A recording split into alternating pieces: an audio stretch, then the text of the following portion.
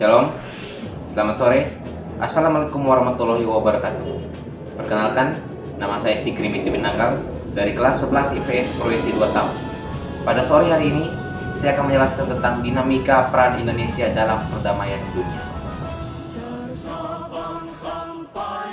Yang pertama yaitu menjelaskan tujuan Indonesia sebagaimana yang tercantum dalam pembukaan Undang-Undang Dasar tahun 1945 alinea keempat. Salah satu tujuan Indonesia sebagaimana tercantum dalam pembukaan UUD 1945 alinea keempat adalah ikut melaksanakan ketertiban dunia yang berdasarkan kemerdekaan, perdamaian abadi, dan keadilan sosial. Dengan salah satu konsekuensi dari tujuan tersebut adalah bangsa Indonesia harus senantiasa berperan dalam menciptakan perdamaian dunia.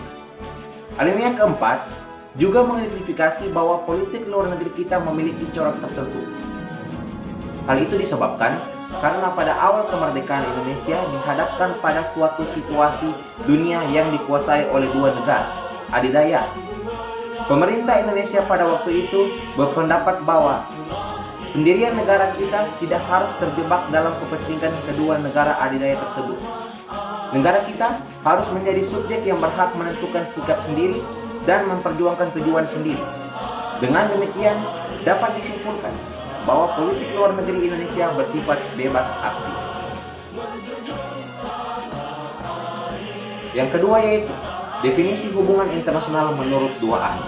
Yang pertama, Charles A. Magellan menerangkan hubungan internasional adalah pembelajaran tentang keadaan-keadaan yang sesuai dengan interaksi yang timbul.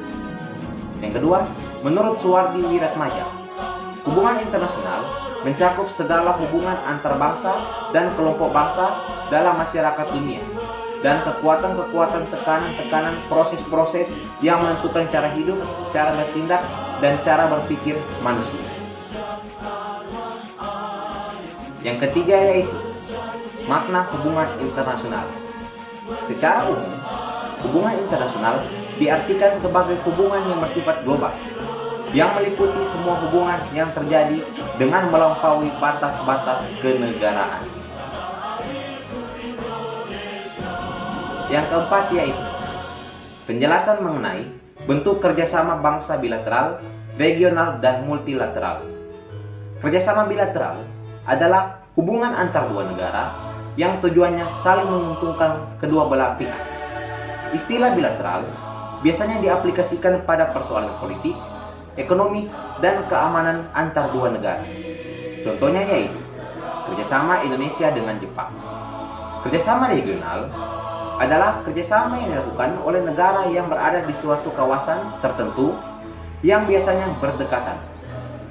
Tujuan kerjasama regional biasanya sesuai kepentingan masing-masing negara. Namun, secara umum untuk memajukan negara-negara yang berada di suatu kawasan atau wilayah. Contoh, Association of Southeast Asian Nations atau ASEAN, Asian Pacific Economic Corporation atau APEC, European Union atau Uni Eropa.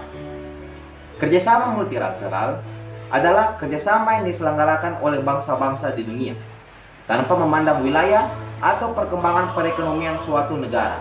Contoh, PBB atau Persatuan Bangsa-Bangsa, World Trade Center Organization atau WTO, International Monetary Fund atau IMF, World Bank atau Bank Dunia. Demikianlah penjelasan saya tentang dinamika peran Indonesia dalam perdamaian dunia. Jika ada kesalahan, mohon dimaafkan.